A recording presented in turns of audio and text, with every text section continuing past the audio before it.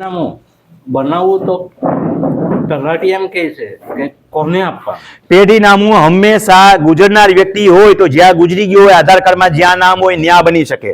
હયાતીમાં હક દાખલ થતો હોય તો હયાતીમાં હક વાળો જ્યાં છે, જમીન ક્યાં છે બે માંથી કેમાં અગત્ય નથી. હયાતીમાં હકમાં મારા આધાર કાર્ડમાં જ્યાં નામ છે એ તલાટી જ બનાવી શકે. હાલો બોલો બીજું. ન બનાવે તો ત્યાં અરજી કરવાની, પ્રાંતને ફરિયાદ કરવાની, નથી બનાવી દેતો એમ આધાર પુરાવા સાથે.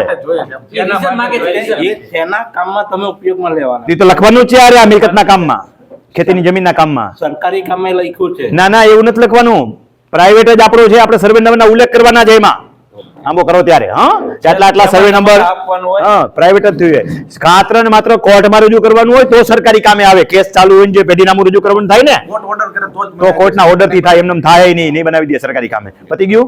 હાલો બીજા ચાલુ જ રાખો, ચાલુ રાખો. હાલો બોલો. આંબો બનાવ્યો હોય ત્યારે જો આવો કઈક જેન્યુઇન પ્રશ્ન હોય તો ઉભા રહ્યો તો બરાબર છે. હાલો આપણે આંબો વચ્ચે આટા મારો મને પણ આંબો બનાવ્યો હોય ત્યારે ગુલામનું નામ લખાઈ ગયું હોય તો એમ ઈ લોચા વાળું, એના માટે અઘરી પ્રક્રિયા છે બધી. અત્યારે સુધરશે નહીં. ઈ સુધારવા માટે પાછો ઈ જયારે મિલકતમાં ફેરફાર કરે, ગુજરી જાય તો એ વખતે બુરફે કરીને થઈ ગયા એકાઉન્ટમાં, સરનેમ વગેરે અત્યારે હયાતીમાં નહીં કરી દે. અથવા તો હક હયાતીમાં હક દાખલ કરે ત્યારે એના છોકરાની વાહે ઉર્ફે કરીને થઈ ગયા, ઉર્ફે એકાઉન્ટમાં લઈ લેવાના. આ સિવાય કોઈ ઉકેલ રાજેશ નથી. નામ હોય ને રાજુ લખાઈ ગયું હોય હા, એમાં ખાતેદારી તૂટવાનો પ્રશ્ન પણ ઉભો રહેશે ભવિષ્યમાં. સુધરી જાય તો પણ, કારણ કે આવા બોગસ ખાતેદાર ઘણા થયેલા છે, એટલે સરકાર એને તૂટતી ખાતેદારીના કેસમાં લઈ લેતી હોય છે. આના માટે કરાઈ ખરેખરી નિયમ અનુસાર તો કોર્ટનું હુકમનામું લાવવું પડે તો ખાતેદારી ન તૂટે. એમ બીજું તો છે જ, બીજી જગ્યાએ તો સાચા બસ તો કઈ તકલીફ નથી. આ તો ખાતેદારી તૂટવાના સંદર્ભમાં મેં તમને ડિટેલથી માહિતી આપી દીધી કે તો ન તૂટે કોર્ટનું હુકમનામું હોય. હાલો ઓકે ઓકે હાલો નેક્સ્ટ કોઈ હોય તો આવી જાઓ. અહીં ઉભા રહ્યો, વચ્ચે ગેપ પાડોમાં બોલો. પપ્પાની 5 ભાઈઓ છે, સંયુક્ત જમીન છે, ભાઈ શાસ્ત્ર છે. ભાઈને મારામાંથી હક કમી કરવી છે, બીજા ભાઈઓમાંથી નથી. આ તો મેં શીખવાડી દીધું, હું કામ રિપીટ પૂછો છો? હાલો જાઓ, શીખવાડી તો દીધું હમણાં. હાલો હાલો નીકળો, હાલો તમે આવો હોય તો કઈ તો દીધું એ 4 સર્વે નંબર છે બરોબર. 4 સર્વે નંબર રિપીટ ઉભા રહ્યો તો 500 રૂપિયા દંડ, જે કહેવાય ગયું હોય ને એ પાછું પૂછશો તો બોલો. હાલો 3માં વારસાઈ ચડી ગયેલી છે. એક સર્વે નંબરમાં મારી પોતાની નથી ચડી, 3 ભાઈ બહેન ની ચડી છે. વારસાઈ એટલે બાપુજી ગુજરી ગયા છે, ફરી વાર એટલા પૂરતી વારસાઈ પાછી ચડી શકે. જેમાં વારસાઈ બચી ગઈ હોય, ભૂલથી રહી ગઈ હોય ને એ વારસાઈ પાછું એ જ પ્રક્રિયાથી આંબો બનાવીને રહી ગયેલો સર્વે નંબર ઉલ્લેખ કરીને એમાં વારસાઈ ચડી શકે. એક ગામમાં હોય તો ભલે, બાજુના ગામમાં હોય તો ભલે, અન્ય કોઈ જગ્યાએ હોય તોય ભલે, પ્રક્રિયા પાછી બીજી વાર કરવાની. આખી બીજી નોંધ એવી પડી ગઈ છે, 543 ની નોંધ પડી છે, એમાં હક કમી થઈ ગયેલા છે. ભલે થઈ ગયા હોય, જેમાં મિલકતમાં રહી ગયું છે એટલા પૂરતી નવેસરથી વારસાઈ દાખલ થાય, નવેસરથી એ ફરીવાર પૈણે છે. બરોબર, બધા ગીત ફરીવાર ગાવાના રહ્યા, એ રીમેરેજ. હાલો પેલા પિતાજી ગુજરી ગયા ત્યારે બહેનોએ હક કમી કરી નાખ્યા. સાદી ચિઠ્ઠીથી 40 વર્ષ પહેલા. હા હાલે, એ માન્ય ગણાય. હવે માતા અને 2 ભાઈઓના નામ છે. હા, પાછી વારસાઈ ચડે આખે આખી. હા, એટલા પૂરતું, એના ભાગ પૂરતી ચડે, આખી મિલકતમાં ન ચડે. માતાનો જેટલામાં ભાગ છે, સંયુક્ત નંબર. ભાઈ સંયુક્ત નંબર માતાનો ભાગ કહેવાય, એટલામાં જ ભાગ કહેવાય માતાનો. સંયુક્તમાં 4 નામ હોય તો માતાનો 25% જ ભાગ કહેવાય. પછી આખી વારસાઈ પાછી ચડે તો 25% વાળી ચડે, 4% વાળી ન ચડે. સમજાઈ ગયું કે નથી સમજાતું? ક્લિયર સમજાઈ ગયું? હાલો વિષય પૂરો કરી નાખો. બેનોનું તો હવે લેવું નહીં પડે ને? લેવું પડે જ ને, માતા ગુજરી ત્યારે પાછું આવે ને, પાછું આવે, પણ 25% વાળામાં આવે, નામ ચડે, માતાના ભાગ પૂરતું. ગોમાં ન ચડે, ભાઈના ભાગ. એક ક્લિયર હિસાબ છે, જો એકવાર જેને નામ ચડ્યા છે એટલે જેટલામાં ભાગ હતો ફરીવાર વારસાઈ જો એટલામાં ભાગ પૂરતી થાય ને, તમે વેચો તો કેટલું વેચો, તમારું જેટલામાં ભાગ હોય એટલું વેચો, તો વારસાઈ એને એટલું જ થાય. બોલો. હક કમી મેં કરવા આપી હતું બરાબર. એમાં 4 ગુનો હતી, 2 ગુનાના હક કમી થયા, 2 ગુનાના ના થયા. શું કામ ન થયા? એને વાંધારજી નાખી હતી, ના કોઈને કશું કર્યું નહીં. તો એ ભૂલથી રહી ગયું તો તપાસ કરો ને શેના માટે છે, પાછી એની અરજી કરો. એની જે આપેલી અરજી એની ચાલે કે નવી કરવી? નવી કરવી પડે. જૂનામાં સરકારમાં કાંઈ પણ જૂનું ગયું ભૂલી જવાનું, એની પાછળ નહીં પડવાનું, નવું જ કરવાનું, નવું કરી દઈને દઈ દેવાનું. એ સરળ રસ્તો છે, ઓલું અપીલ નો કહેવાય. એટલે બહુ ખેડૂતોએ સરળમાં જવાનું, વકીલની પરિભાષામાં જવાનું થતું નથી. કરી એગાઈ પણ એ નહીં કરવાનું, ખાલી એટલા પૂરતી હક કમી કરીને પાછી આપી દો. બોજા નોંધ જેવું છે, બોજા નોંધ રહી ગયું કેમ પાછું નવેસરથી સર્ટિફિકેટ કઢાવી લેવી છે. ઓલો સર્ટિફિકેટ ન આપી દીની સર્ટિફિકેટનો સિક્કો કેમ મરાઈ આવી નવી તારીખનો? એટલે હાલે, બસ આ ઈ જ કરી લેવાનું.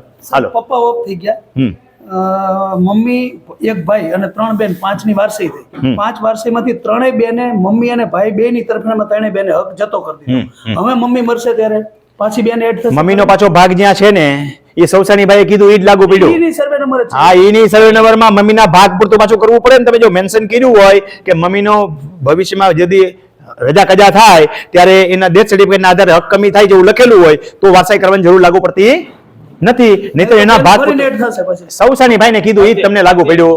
હાલો વિચાર હાલો હાલો હયાતીનું નામ દાખલ કર્યું હોય આમ 500 દંડ લઈ લ્યો આમનો. એમના હયાતીમાં હક દાખલ કર્યું હોય પપ્પાનું ને એક પપ્પાના મોટા પપ્પાના 4 છોકરા હોય ને એકને 2 હોય તો આપણે આપણો હિસ્સો સ્પેસિફિક દર્શાવવો હોય તો દર્શાવી શકીએ ખરા હયાતી? ના, જ્યારે હયાતીમાં હકવાળા છે ને ત્યારે ઓટોમેટિક નક્કી જ થઈ જાય કે જેટલા જણા આવ્યો છે એનો હરકો ભાગ છે.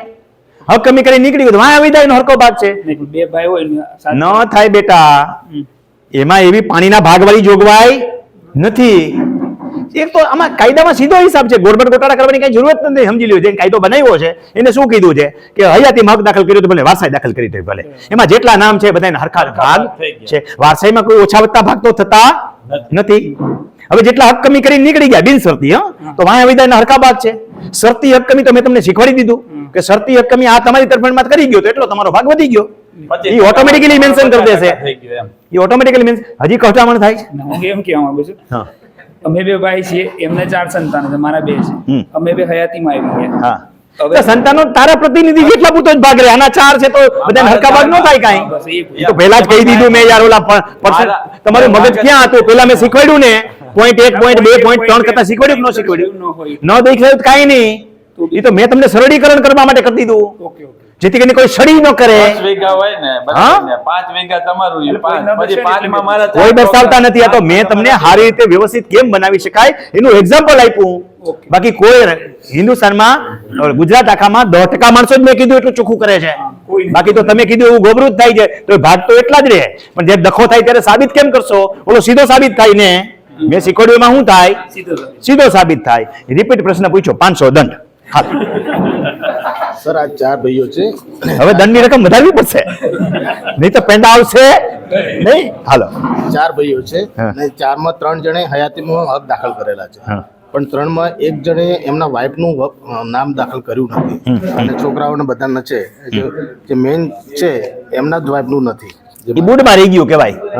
બુડમાં રહી ગયું, જો તકલીફ હોય તો જ કરાય, નકર હાલવા દેવાય. એમને એટલે એમને એમ હાલે છે, હાલવા દેવાય. બુડમાં રહી ગયું છે એ વ્યક્તિને વાંધો હોય તો એ દર દાવો કરી શકે.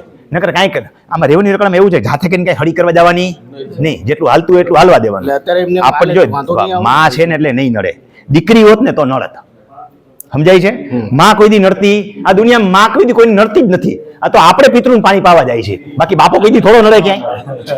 બરોબર. બેન રહી ગઈ હોય તો હું કે એને ચડાવો ને પાછી કમી કરો એટલે ભાણિયાઓ પાછા જાગે નહીં. એવું છે. આમાં શું છે, આમાં એક બેન રહી ગઈ. તો એ તો જવાબ આપી દીધો. હવે અને આમાં પણ તમે માગ્યા પહેલા મેં આનો જવાબ આપી દીધો. હું કામ પાછો સમય બગાડો છો? વાર્તા હું કામ કરો છો?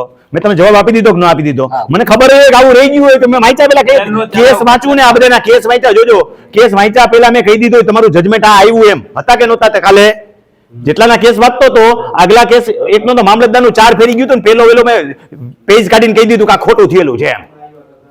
સમજાણું? મારે જાજુ વાંચવા જોયું ને. ભગવાને જેમ ઓલાને કૃષ્ણ ભગવાને જેમ ઓલાને વેદવ્યાસજીએ જેમ ઓલા આંધળાને સંજીવની દ્રષ્ટિ આપી હતી ને એમ મને ભગવાને સંજીવની દ્રષ્ટિ આપી છે. આમે ખોટો કોણ છે, રેકર્ડમાં શું થાય, આના પછી ચુકાદો હું આવ્યો હશે, હું વાંચ્યા પેલા જ કહી દઉં તારો ચુકાદો આજ આવ્યો હોય. અને ખોટી રીતે ચુકાદો મેં કહી જ દીધું, ગોલમાલ કરીને ચુકાદો બોલ લીધો જ તે.